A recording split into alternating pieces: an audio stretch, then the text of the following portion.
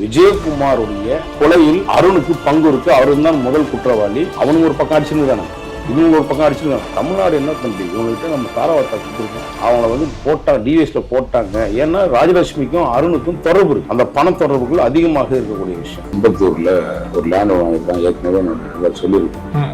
அவரு ஆசை நாயகி அந்த அம்மா பேர்ல ஒரு ஜிம் எல்லாம் மயிலாப்பூர் வச்சு நடக்கிறாங்க. கொரோனா பீரியட்லயே 2 கோடி ரூபாய்க்கு ஜிம் வச்சு கொடுத்த ஒரே திருட்டு பையன் யாருன்னா ஒரு ரிப்போர்ட்டை போடுங்கன்னு தான் செய்யணும்னு நான் சொல்றேன். நல்லா யோசிச்சு பாருங்க. நம்ம வீட்டில் வளர்ப்பு நாயை நம்ம நாயை சொல்றோம், குழந்தை மாதிரி அவரை வளர்க்குறோம். அதுக்கு கூட தகுதி இல்லாதவர்கள் இந்த அதிகாரி. ஏன்னா இவனுங்க இங்க சென்னையில இருந்தா இவங்க இந்த அரசாங்கத்துக்கு எவ்வளவு களங்கத்தை விளைவிக்க முடியுமோ தாவேக்க அரசுக்கு அந்த களங்கத்தை இவங்க சைலண்டா வேலை பார்ப்பாங்க. அவளை கொண்டு போய் இன்னைக்கு வரைக்கும் போட்டிருக்கீங்க. இவங்களெல்லாம் தமிழ்நாட்டுக்கு இந்த பார்டர் சென்னை பார்டருக்குள்ளே இருக்கக்கூடாதுங்க. இவங்கெல்லாம் தூக்கி கன்னியாகுமரி சென்று ராம்நாடு பக்கம் தான் போகணும். இவங்களை இன்னும் சொல்ல போனா இவங்களாம் பனிஷ்மெண்ட் கொடுத்து இவங்கெல்லாம் வீட்டில் தண்டமா உட்கார வச்சிருக்கணும்.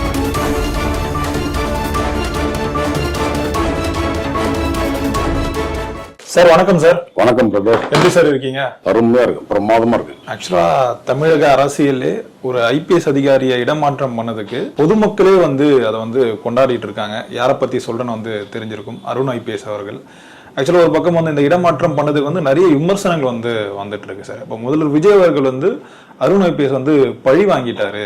ஆக்சுவலா அந்த பதவி அவருக்கு கொடுக்காமலே இருந்திருக்கலாம். அந்த பதவியை கொடுத்து ஒரு மாதம் கிட்ட அந்த பதவியில இருந்துட்டு அதுக்கப்புறம் தூக்குறதுன்றது ஒரு பழிவாங்கும் நோக்கத்துக்காக தான் விஜய் அவர்கள் பண்ணியிருக்காருன்னு ஒரு பக்கம் சொல்றாங்க. இந்த விஷயத்தை நீங்க எப்படி பாக்குறீங்க? ஏன்னா இப்ப இதை தொடர்ந்து அவருடைய இந்த வீட்டுல அந்த ஐடி ரைட்ஸ் எல்லாம் நடந்துட்டு இருக்கு அப்படின்ற மாதிரி சொல்றாங்க. எப்படி பார்க்கலாம் சார் இந்த விஷயத்த? இந்த ஐடி ரைடை பத்தி சொல்லிடுறேன். ஓகே. ஐடி ரைடுன்றது என்னன்னு கேட்டீங்கன்னா டெல்லியில இருந்து, ஏன்னா நான் ஒரு எக்ஸ்தலங்கள்ல என்னுடைய எக்ஸ்தலங்கள்ல போட்டிருந்தேன். இந்த ஊழல்வாதி ஊழல் பெருச்சாலி அவருடைய தாய்ஷா வீடு 5, 6வது மாடி 2மே ஒரு வீடு இருக்கு. அடுத்ததா அவருடைய அம்பத்தூர்ல ஒரு லேண்ட் வாங்கியிருக்காங்க. ஏற்கனவே என்னோட சொல்லியிருக்கேன். அவருடைய ஆசை நாயகி அந்த அம்மா பேர்ல ஒரு ஜிம் எல்லாம் மயிலாப்பூர்ல வச்சு நடத்துறாரு. கொரோனா பீரியட்லயே 2 கோடி ரூபாய்க்கு ஜிம் வச்சு கொடுத்த ஒரே திருட்டு பையன் யாருன்னு கேட்டா இவர் தான். ஏன்னா கொரோனாவுக்கு 2000 ரூபாய்க்கு வழி இல்லாம நம்ம டிமானிட்டேஷன்ல எப்படி சுத்திட்டு இருந்தோம் நமக்கு தெரியும். அந்த காலகட்டம் தான் இது எல்லாமே. அந்த சூழ்நிலையே 2 கோடி ரூபாய் கொரோனாவில் பெரிய ஜிம் வச்சு நடிகர் விக்ரம கூப்பிட்டு அந்த வீடியோவும் போட்டோ கூட கேட்டா தரேன். அந்த அம்மா வீட்லயே ரைடு பண்ணல அப்படின்ட்டு. 3வதா திருச்சியில அவருக்கு பெரிய ப்ராப்பர்ட்டி ஒண்ணு. திருச்சியில அவர் ஐஜியா இருக்கும்போது கமிஷனர் இருக்கும்போதெல்லாம் பெரிய லெவல்ல கொள்ளடிச்சாங்க. அதையும் நம்ம சுட்டி காட்டியிருந்தோம். அது புகாராகவும் கொடுத்துருக்கோம். அடுத்ததா பாத்தீங்கன்னா அவருடைய பினாமி வீடு இந்த வலசரவாதத்துல ஒருத்தன் பேர் மாற்றம் பண்ணிட்டு நடமாட்டிருக்கான். ஒரு சிறைச்சாலை சென்று வந்தவன் அவனோட பினாமி. அதுக்கப்புறம் இங்க இருக்கக்கூடிய மற்ற பப் லான்ச் நடத்துறாருன்னு சொல்லியிருக்கோம் பார்ட்னர்ஷிப்ல. ஸோ அந்த சம்பந்தமான ஆட்களை ரைடு பண்ணணும். நம்ம எக்ஸ்தலத்துல போட்டது. ஆனா ஒரிஜினலாவே என்னன்னா டெல்லியில இருந்து ஒரு நிறுவனத்தின் மேல ஒரு புகார் வந்திருக்கு. அந்த புகார் அடிப்படையில் தான் இவங்க இன்கம் டாக்ஸ் உள்ள வராங்க. அந்த சர்ச் பண்ண போய் பார்த்தா அந்த இடம் அருணுடைய பேர்ல இருக்கு. ஸோ அதனால அருண் இடத்துல சர்ச் பண்ணாங்க. அது இந்த அருணுடைய இடம் மட்டும்தான் அவருடைய பேரு. ஆனா அந்த நிறுவனம் பேர் வேற நிறுவனத்துல இருக்கு. இப்போ அந்த நிறுவனத்துக்கும் இவருக்கும் என்ன டைப் இருக்குன்னு திரும்ப இன்வெஸ்டிகேஷன் திரும்ப இழுத்து அது பாக்குறாங்க. ஏன்னா இவருடைய பினாமி பேர்ல இவர் வீட்டுக்குள்ள சர்ச் பண்ணியிருந்தாங்கன்னா 2வது வீட்டுல வச்சிருக்க மாட்டான். இவனுக்கு அப்பாட்டு வீட்டு நிறைய வீடு இருக்கு. அந்த வீட்டுல தான் வச்சிருப்பாப்புல. சோ அதனால நீங்க அது வாய்ப்பு இல்லை. இப்பவே உங்களுக்கு சொல்லிட்டேன். அவருடைய சொத்துக்கள் எல்லாம் எப்பவுமே என்கிட்ட கேட்டாங்கன்னா நான் கொடுத்துருவேன். டிவிஎஸ்சி அவரையும் விசாரணை கூப்பிடணும். நான் கொடுத்த சொத்து பட்டியல வச்சு இதெல்லாம் இடத்த பார்க்க சொல்லுங்க. அம்பத்தூர் ப்ராப்பர்ட்டி பெரிய ப்ராப்பர்ட்டி. அதுக்கு இந்த முன்னாள் எம்எல்ஏ விருகை ரவியா ஏடிஎம் இருந்தார்ல, அவருடைய நண்பருடைய பேர்ல தான் வாங்கப்பட்டது அந்த இடம் பினாமி. அதுல மகேஷ் ஏடிஎம்கேல ஒருத்தர் இருக்காரு. அவர் தான் அதுல சம்பந்தப்பட்டவர். அவருக்கு இன்னும் 3 கோடி ரூபாய் செட்டில்மெண்ட் ஆகலன்னு சொல்லி முன்னாடி இருந்தவர்களுக்கு பெரிய பஞ்சாயத்தே நடந்துச்சு. ஸோ இவர் சொத்து பட்டியலில் அதிகமாக சேர்ப்பான்றது நம்ம ஆரம்பி சொன்னோம். சட்டவிரோதமாக செயல்பாடு செய்யக்கூடிய அத்தனை பேருமே தொடர்பு வச்சிருக்க ஒரே நபர் அருண் ஐபிஎஸ். இந்த நபர்களை தாவேக ஆட்சி பொறுப்பேற்று திரு விஜய் அவர்கள் சிஎம் ஆக பொறுப்பேற்றதுக்கு பிறகு இவருக்கு அந்த பதவி யார் கொடுத்தாங்கன்னு நான் பல இடங்களில் சொல்லியிருக்கேன். விஷ்ணு ரெட்டின்ற ஒரு நபர் தான் அதுக்கு அவர் பிச்சை போட்டார். அவர் காரணம் விஷ்ணு ரெட்டி வீட்டில் அவர் பல நாட்கள் தவம் கிடந்தாரு. அவர் மனைவியும். ஸோ பதவிக்காக எதை வேணாலும் விட்டு கொடுக்கக்கூடிய ஒரு நபர் தான் இந்த அருண். இந்த அருண் மீது அவர் நம்பிக்கை வச்செல்லாம் யாரும் கொடுக்கல. ஒரு வெறிநாய் தேவைப்படுது. அந்த வெறிநாய் எதுக்கு தேவைப்படுதுன்னா முன்னால இருந்த சில அயோக்கிய நாய்களை கடிப்பதற்காக, ஊழல் நாய்களை கடிப்பதற்காக, ஊழலே ஊறி போன திராவிட முன்னேற்ற காலத்து ஆட்சியில் இருந்த முறைகேடுகளை வெளியே கொண்டு வருவதற்காக ஒரு நாய் வெறிநாய் தேவைப்பட்டுச்சு. அந்த வெறிநாய் இந்த நாயா தான் இருந்துச்சு. அதுதான் யதார்த்தம். அப்படிதான் அவங்களும் சொன்னாங்க. இது வந்து சிஎம் டிஸ்கஸ் பண்ண விஷயம். அப்போ அந்த நாய் வந்து விசுவாசமா இல்லை, வெறி நாயா தான் இருக்கு. ரெண்டு பக்கமும் எங்கே போட்டாலும் பிஸ்கட் போட்டாலும் அதை சாப்பிட்டுட்டு தன் வேலையை காட்ட ஆரம்பிச்சிருச்சு. சிஎம்க்கு வந்து ரொம்ப ரொம்ப ரொம்ப தெளிவாயிட்டார். ஒரு 60 நாள் 65 நாள் தாண்டிடுச்சு இல்லையா, அவருக்கும் தெரியும்ல. அரசியல் போனால் அவர் புதுசா இருக்கலாம், ஆனா ஒரு நிர்வாகத்துல எப்படிலாம் தப்பு நடக்கும் தெரியுன்றது. அவர் பெரிய நிர்வாகம் நடத்துறாரு. இப்ப அரசியலை வந்து நல்லா உணர்ந்துட்டாரு. இவன் எல்லாரிடமும் இவன் வந்து மீட்டர் போடுறதுதான் வேலையா இருக்கு. சோ இவன் விசுவாசம் வந்து இந்த அரசுக்கு இருக்காது. நான் விஜய்காரருக்கு வந்து விசுவாசத்தை கேட்கல. இந்த அரசாங்கம் இந்த மக்களுடைய காசை வரி பணமாக சாப்பிட அவனும் அவன் குடும்பங்களும் அவன் பிள்ளைகளும் சாப்பிடுது இல்லையா, அருணுடைய குடும்பம். யோசிக்கணும்ல, அந்த ஜீரணமாகணும் அந்த காசுக்கு. சம்பளம் அவங்களுக்கு ஒரு பெரிய மேட்டர் இல்லைங்க. அரசாங்கம் கொடுக்குற சம்பளம் ஒரு 3 லட்ச ரூபா வச்சு என்ன பெருசா அவங்க மாறி கட்ட போறாங்களா? ஏற்கனவே பல ஆயிரம் கோடிக்கணக்கான ரூபாயில் அவனும் மனைவியும் அவன் பிள்ளைகள் பேரு பெங்களூர்ல வச்சிருக்காங்க. அது எல்லாத்தையும் சேர்த்து வச்சிட்டாப்ல. ஸோ அதனால வந்து இந்த அரசாங்கம் பார்த்துச்சு. சிஎம் ரொம்ப மிக தெளிவாக சுட்டு போட்டு இதை வன்மத்துல பல பேர் அதிகாரிகளையும் பலி கொடுக்க பார்த்தாங்க. என்ன பார்த்தாங்கன்னா, ஒரு குறிப்பிட்ட அதிகாரிகளை உளவுத்துறை அதிகாரிகள் மாற்ற போறாங்க, அதை பார்ப்போம். ஏன்னா இவன் பிரச்சனையை கண்டுபிடிச்சு உளவுத்துறை கிளீனா சிஎம்க்கு ரிப்போர்ட் கொடுத்துட்டாங்க, இதுதான் உண்மை. உடனே அந்த உளவுத்துறை அதிகாரி மேல ஒரு வன்மம் வச்சுக்கிட்டு அவங்கள மாத்துறாங்க, இதை பண்றாங்க. அவர் உறுப்பா இருக்காரு, அறுப்பா இருக்காரு, உறுப்பா இருக்காருன்னு ஏதோ ஒண்ணு சொல்லி இந்த ஊடகம்ன்றது கோர்வையில இந்த ஒரு புரோக்கர்கள் இருக்கான் அந்த பிரஸ் கிளப்ல, புரியுதுங்களா? அந்த பிரஸ் கிளப் இன்னைக்கு வரையும் தமிழக அரசு ஒரு விஷயத்தை செய்யணும். பிரஸ் கிளப் ஒரு அயோக்கியர்கள்ட்ட ஒரு கூடாரமான ஒரு அயோக்கியத்தனமான கூடாரமாக, குறிப்பாக புரோக்கர்கள், அரசு வேலையில் இருக்கக்கூடிய எல்லா புரோக்கர்களும் ஒன்னா சேர்ந்துக்கிறாங்க. சேர்ந்து நைட்டு தண்ணியை போட்டு அந்த பிரஸ் கிளப் அதுக்கு தான் வச்சிருக்காங்க, புரியுதுங்களா? இந்த பிரஸ் கிளப் முதல்ல அரசாங்கம் கைப்பற்றணும். ஏன் கைப்பற்றணும்னா அது அயோக்கியத்தனம். அந்த பிரஸ் கிளப்ல 1000 விஷயங்கள் நடக்குது. இல்லீகலான வேலைகள்ல சட்டத்துக்கு புறம்பான செயல்பாடுகளை செய்யறவங்க அங்கதான் உட்காந்துருக்கு. அது யாருடைய கண்ட்ரோல்ல இருக்கு? சுரேஷ்னு ஒரு திருட்டு பையன், பத்திரிகை தினகரன் பத்திரிகைல ஒரு புரோக்கர், அந்த புரோக்கர்கிட்ட மாட்டிட்டு இருக்க அந்த இது. அது அவன் யாருன்னா இவருடைய பினாமி, அருணோட பெரிய பினாமி, புரியுதுங்களா? அந்த விஷயங்கள்னால தான் அவங்க பார்த்தாங்க அரசாங்கம். சரி ரைட், இது வந்து ஒரு பெரிய மாஃபியா கும்பல் தான் இந்த அருண் கும்பல், அதனால இவனை தூக்கலாதான் ஒரு புதிய மாற்றம் நம்மகிட்ட கிடைக்கும். ஆனா உண்மையா மக்கள்கிட்ட இப்படி ஒரு வரவேற்பு, அவனுக்கு ஆதரவாலாம் எவனும் சொல்லலைங்க. நான் ஓப்பனா சொல்றேன், உங்க விசில் சேனல்லயே நீங்க பாருங்க, உங்களுடைய பதிவுகள்லயே கேளுங்க, எல்லா பதிவுகளிலுமே அவனை சந்தோஷமா கொண்டாடுறாங்க. இதுவரையும் எந்த அதிகாரிகளுக்கும் பொதுமக்கள் வந்து இவ்வளவு கோவப்பட்டோ ஆதங்கப்பட்டோ இருந்தது இல்லை. ஏன் காரணம்னு கேட்டீங்கன்னா, என்னை போன்ற சமூகத்தில் நடக்கக்கூடிய பிரச்சனைகள் எடுத்து சொல்லக்கூடிய விசில் பேயர்கள்ல அவன் தொடர்ந்து பொய் வழக்கு போடுறது, குண்டாஸ் போடுறது, இப்படி ஒரு வன்மமான ஒரு புத்தி, ஒரு சைக்கோ புத்தி இருக்கக்கூடிய அருணை இன்னும் சொல்ல போனா இங்க அவனை மாத்தி இங்க கொண்டு வச்சான். பாத்தீங்களா, இங்க ஊனமாஞ்சேரியில தமிழ்நாடு போலீஸ் ட்ரைனிங் அகாடமியில கொண்டு வந்து போட்டிருக்காங்க. அந்த பதவியை தப்பான ஒரு இடத்துல கொண்டு வந்து போட்டிருக்காங்க. வருஷத்துக்கு 1000 மாணவர்கள் அங்க உருவாகக்கூடிய மாணவர்கள் இருக்காங்க காவல்துறையில இருந்து. அந்த மாணவர்களை இவன் கெடுத்து விடுவாப்ல. இவனெல்லாம் கொண்டு வந்து நாகர்கோயில்ல பஸ் டிப்போல துறக்கி வைக்கணும். தமிழக முதலமைச்சர் இது மூலமாக நான் கோரிக்கை கூட வைக்கிறேன். 2வது டேவிட்சன் தேவாசீர்வாதம், இவனெல்லாம் சென்னையிலேயே சுத்தக்கூடாது. பாஸ்போர்ட் திருடன் டேவிட்சன் தேவாசீர்வாதம் சென்னையில சுத்திக்கிட்டு இன்னைக்கு ஒரு சிஎம் ஆபீஸ்க்கு வர ஒரு ரூபத்துல இவன் வந்து ஹாஸ்டல்ல கூப்பிட்டு போறது, அதை போடுறது, எங்கேயோ ரூட்டு போடுறாப்புல சிஎம் இடம் கொடுக்கவே இல்லைங்க. முதல்ல இவனெல்லாம் துரத்தி ஒண்ணு முடிவு பண்ணிட்டாரு. ஸோ அவதான் கொண்டு போயிட்டு இங்க ராமநாதபுரத்துல அங்க ஏதாவது ஒரு இடத்துல இவனை போடணும். இந்த அதிகாரிகள் கடந்த ஆட்சியில் என்ன அசிங்கம் ஏற்பட்டதுன்னு உங்களுக்கு தெரியும். சில பேர் சில விஷயங்கள் முதலமைச்சருக்கு லேட்டா தெரிய வாய்ப்பு இருக்கு. சில பேர் நம்பிக்கை வச்சு போடுவாங்க. இந்த சொரிநாயும் வெறிநாயும் வந்து ஒன்னா சேராது. இது வந்து வேற ஒரு ஆங்கிள் இருக்கு. ஏன் இதை நாய்க்கு ஈக்குவலா சொல்றதே நான் ரொம்ப கண்ணிய குறைவா நான் பேசணும்ன்ற மாதிரி ஆயிடுச்சு. ஏன்னா நாய்களுக்கு கூட விசுவாசம் இருக்கும், நன்றி இருக்கும், புரியுதுங்களா? நல்லா யோசிச்சு பாருங்க. நம்ம வீட்டுல வளர்ப்பு நாய், நம்ம நாயை சொல்றோம், நம்ம குழந்தை மாதிரி அதை வளர்க்குறோம். அதுக்கு கூட தகுதி இல்லாதவர்கள் இந்த அதிகாரிகள். ஸோ அரசாங்கம் ரொம்ப தெளிவா விஜய் அவர்கள் முடிவெடுத்தாரு. இவனை போன்ற இன்னும் பார்க்க தான் போறீங்க. இன்னும் கொஞ்ச நாள்ல இவங்க 2 பேருமே தூக்கி அங்கதான் அடிக்க போறாரு. ஏன்னா இவனுங்க இங்க சென்னையில இருந்தா இவங்க இந்த அரசாங்கத்துக்கு எவ்வளவு களங்கத்தை விளைவிக்க முடியுமோ தாவேக அரசுக்கு, அந்த களங்கத்தை இவங்க சைலண்டா வந்து வேலை பார்ப்பானுங்க. அவ்வளவு மோசமான பிறவிகள் 2 பேரும். அதே போல நம்முடைய சிஎம் வந்து இன்னொரு விஷயத்தையும் இதுல நீங்க எடுக்கணும். அருண் போல விஷயங்கள்ல நம்ம டிஐஜி விஜயகுமார் அவர்களுடைய கோயம்புத்தூர்ல இறந்தாரு. அது வந்து சூசைட்னு சொல்லி இவங்க முடிச்சாங்க. முழுக்க அது வந்து சூசைட் கிடையாது.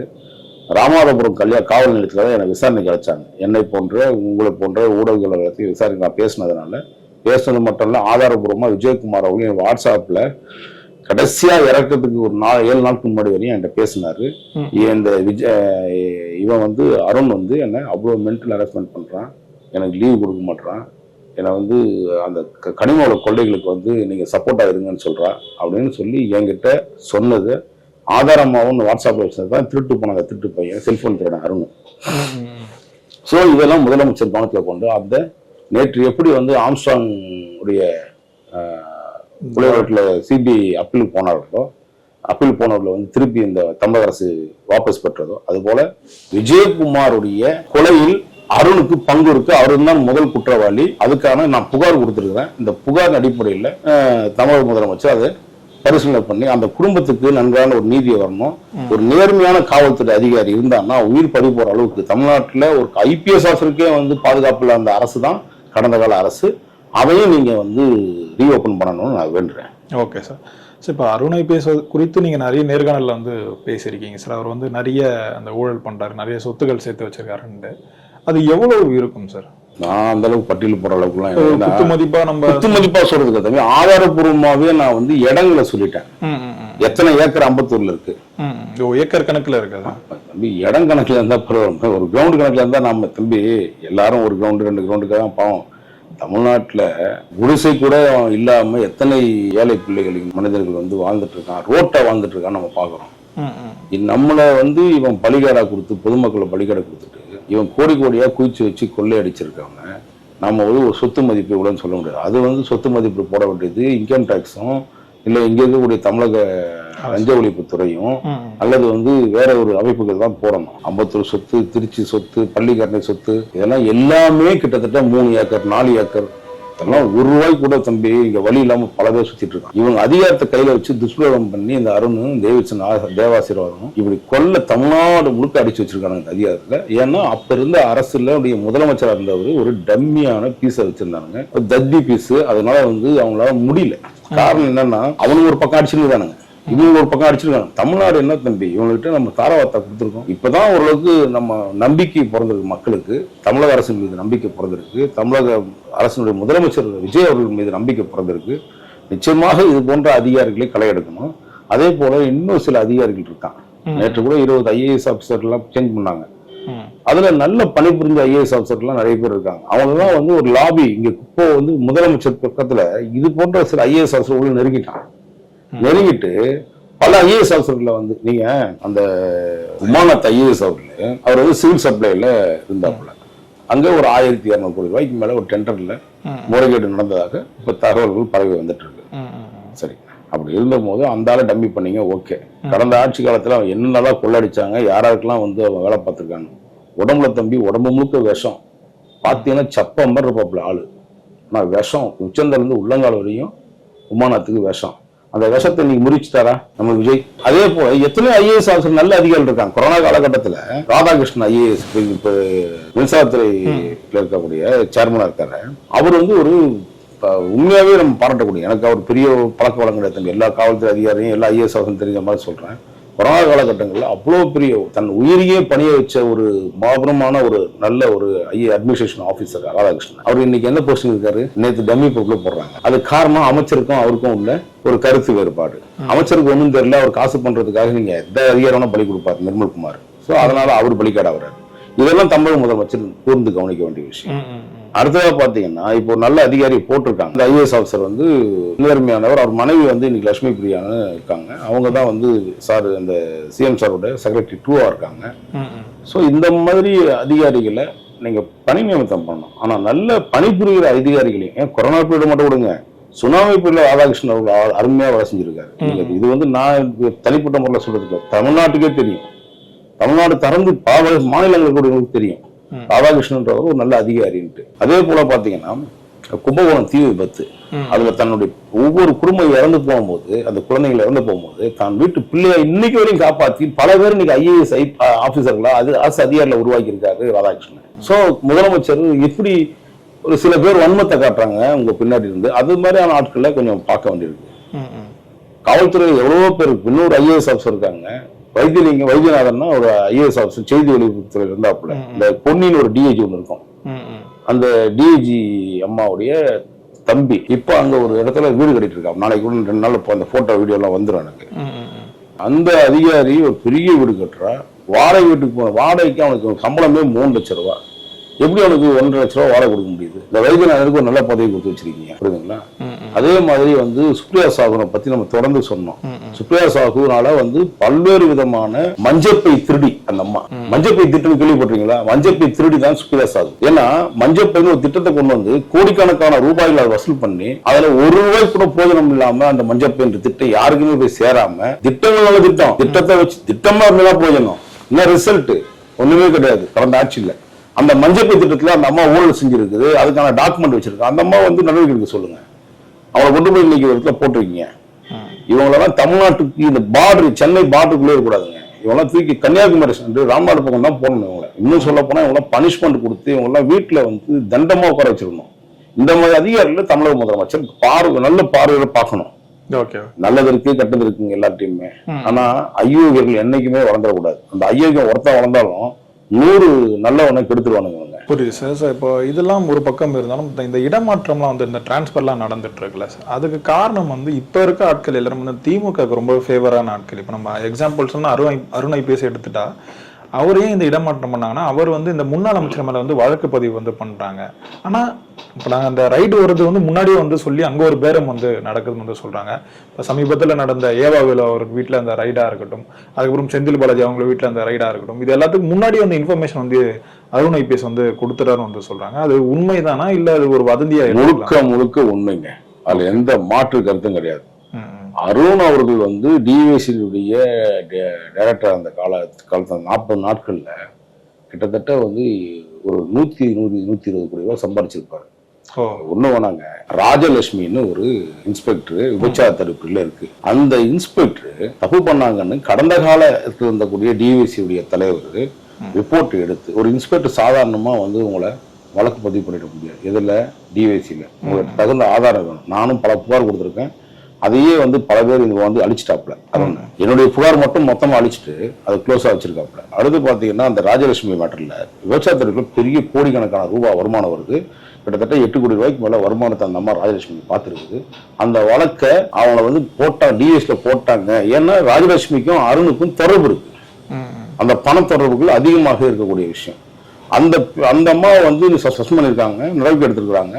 அதை வந்து எடுக்க சொல்லி அந்த இப்போ இருக்க அந்த அம்மா இன்ஸ்பெக்டரோட சஸ்பெண்ட் பண்ணாங்க பாருங்க. அருண் வந்ததுக்கு அப்புறம் விமலான்னு நினைக்கிறேன். அந்த இன்ஸ்பெக்டருக்கு மேல ஒரு அடுத்து கொடுக்கப்பட்டது.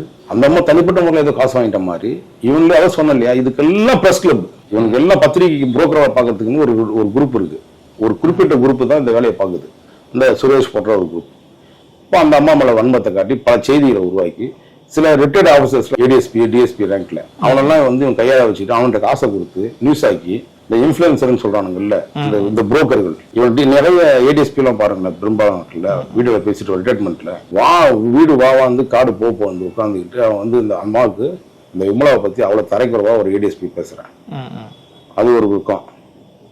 இந்த விஷயத்துல அந்த அம்மா மீது எவ்வளவு வன்மம் இருந்தா அந்த அம்மாவை சஸ்பெண்ட் பண்ணி நீதிமன்றம் போய் அந்த அம்மா வந்து இன்டர்வியூ ஸ்டே வாங்குறாங்க. ஸ்டேவும் உடைக்கிறதுக்கு மேலே அப்பீலுக்கு போறாங்க. இதுலேயும் தமிழக முதலமைச்சர் அந்த அம்மாவுடைய வழக்குல இருந்து விடுவிக்கணும்னு நான் நினைக்கிற ஒரு விஷயம். இரண்டாவதாக அந்த துறையில எனக்கு அந்த நேரத்தில் கைது பண்ணதுக்காக ஒருத்தருக்கு ஒரு நல்ல ஒரு பதவி கொடுக்குறாங்க, வருமானம் பண்றது. யாஸ்மின்னு ஒரு சிசிபில ஒரு லேடி, இப்போ கோயம்பேடுனுடைய அசிஸ்டன்ட் கமிஷனரா இருக்காங்க யாஸ்மின். அந்த புள்ள வந்து இவன் பீரியட்ல ஒரு அருண் பீரியட்ல கொள்ள அடிச்சது. சிசிபில அடிச்சு முச்சது இல்லாம அந்த அளவு விபச்சார தடுப்பு பிரிவு அந்த அம்மா ஏசியை உருவாக்குறாங்க அருண். அந்த அம்மாவெல்லாம் கண்காணிக்கிற ஊழல் தடுப்பு பிரிவு மிகப்பெரிய ஊழல்வாதி. அந்த அம்மா பல முறைகளில் அந்த அம்மா நடத்தி இருக்குது. தான் வந்து ஒரு கைது பண்ணி அந்த கைதுக்காக வந்து ஒருத்தனுக்கு வந்து நல்ல பதவி கொடுக்குற விஷயம் என்னங்கன்னு கேட்டீங்கன்னா இந்த ஊழல்வாதிகள் எல்லாம், அருண் போன்ற ஊழல்வாதிகள், யாஸ்மின் போன்றவர்கள் இன்னைக்கு கோயம்பேடுல உட்கார்ந்துக்கிட்டு இன்னைக்கு கொடி கட்டி காசு வாங்கி சுத்திட்டு இருக்குது. கடைக்கு கோயம்பேட்டுல இந்த பூந்தமல்லி ரோடு பாத்திருக்கீங்களா, அதுல வெறும் பிளாட் பார்க்ல கடை போடுறாங்க. ஒரு கடைக்கு 1500 ரூபாய் 2000 ரூபாய் வசூல் பண்ணி அது வந்து 70 கடைக்கு மேல வந்து அங்க வசூல் நடத்திட்டு இருக்கு அந்த அம்மா யாஸ்மின் ஒரு ஏசி அசிஸ்டன்ட் கமிஷனர். இப்படி ஒரு கரப்ட் ஆஃபீஸர்ல இன்னுமா டிவிஎஸ்சி சும்மா இருக்கு பாத்துட்டு இருக்கீங்க? இந்த மாதிரி கரப்ட் ஆஃபீஸர் யாஸ்மின் மாதிரி ஆட்கள் எல்லாம் பிடிச்சி உள்ள போட வேணாமா? ஸோ இது வந்து குறிப்பிட்டு நான் சொல்றேன், இந்த பணிமாறுதல், லஞ்சம், இது எல்லாமே தொடர்ந்து பழைய ஆட்சியில இருந்தவங்க தான் இன்னைக்கு பவர்ஃபுல்லா இருக்கான். இன்னைக்கு சென்னை மாநகரத்துடைய காவல் ஆணையர் அருண் அவர்கள் கிட்டத்தட்ட 122 ஸ்டேஷன் என்னமோ இருக்குன்னு நினைக்கிறேன். இன்னைக்கு 72 120 ஸ்டேஷன் இருக்குது. அந்த காவல் நிலையங்களுக்குள்ள பெரும்பாலும் பேர் 90% பேர், உதாரணத்துக்கு இந்த பாண்டி பஜார்ல ஒருத்தர் இருக்கான், இந்த இன்ஸ்பெக்டர் முகேஷ் ராவ், செல்போன் திருடாங்க அவங்க ஒரு ஆள். இவெல்லாம் இன்னும் அங்கே சுத்திட்டு இருக்கா. அந்த குமரேசன் ஒன்று ஏற்கனவே சொல்லியிருக்கேன், சோசியல் மீடியாவில் ஒரு ஆளு. இப்பெல்லாம் இன்னும் அப்படியே உட்கார்ந்துட்டு, அந்த பவர்ஃபுல்லா உட்கார்ந்துட்டு டெய்லி சென்னை மாநகர காவல்துறையில என்னென்ன நடக்குதுன்றத தகவலை அருணுக்கு பரிமாற்றம் பண்ணிட்டு இருக்காங்க. தமிழக முதலமைச்சர் மொத்தமா இவங்க குரூப்ல இருக்க முடியும், இவங்க சுத்தி இருக்கக்கூடிய ஆட்கள், இவங்களுடைய அடியாளாக அந்த காவல்துறையில பயன்படுத்துறாங்க. அந்த அடியாட்களை உடனடியாக சரி செஞ்சு அவனெல்லாம் கொண்டு போய் வேற எங்கேயாவது ஒரு இடத்துல ஒட்டு சந்தலையாவது கொண்டு எங்க போட்டு வைங்க, இல்லைன்னா இதுதான் சம்பளம் கொடுக்குறோம். அவனை வந்து சஸ்பெண்ட் பண்ணா கூட 50% சம்பளம் கொடுக்குறோம். ஸோ என்ன பண்ற தலையெழுத்து, இவன் மாதிரி அதிகாரிகளை டிஐசி தான் முதல்ல ஒரு இது போடணும், உளவுத்துறை ரிப்போர்ட் எடுக்கணும். இந்த யாஸ்மின், இந்த சென்னை மாநகரத்தில் கூடிய சில காவல்துறை அதிகாரி எல்லாத்தையும் ஒரு வாஷ் அவுட் பண்ணி ஒரு ஃபிகர் செட் பண்ணிட்டாருன்னா, புது ஃப்ரெஷ்ஷான ஆள் கொடுத்தாங்கன்னா சென்னை மாவட்ட காவல்துறை மிக அருமையாக இருக்கும்னு நான் நினைக்கிறேன். இல்லைன்னா கடந்த முறை இவங்க இருந்த பவர்ஃபுல்லா இருந்த அதிகாரிகளை வச்சுதான் நடத்த போறீங்கன்னா ஏதோ ஒரு விதத்தில் அவங்க ஆள் பிடிக்கிறானுங்க. தமிழக அரசுக்கு தான் ஒரு கெட்ட பேரை உருவாக்கும். கேவலமான ஒரு செயல்பாடை செய்யக்கூடாதுன்னு தயவு செய்து உளவுத்துறை ஒரு ரிப்போர்ட்டை போடுங்கன்னு தான் செய்யணும்னு நான் சொல்றேன். ஓகே சார், பொறுத்திருந்து பார்ப்போம் சார். நிறைய விஷயங்களை வந்து சொல்லியிருக்கீங்க. நேரம் கொடுத்ததுக்கு ரொம்ப நன்றி. நன்றி.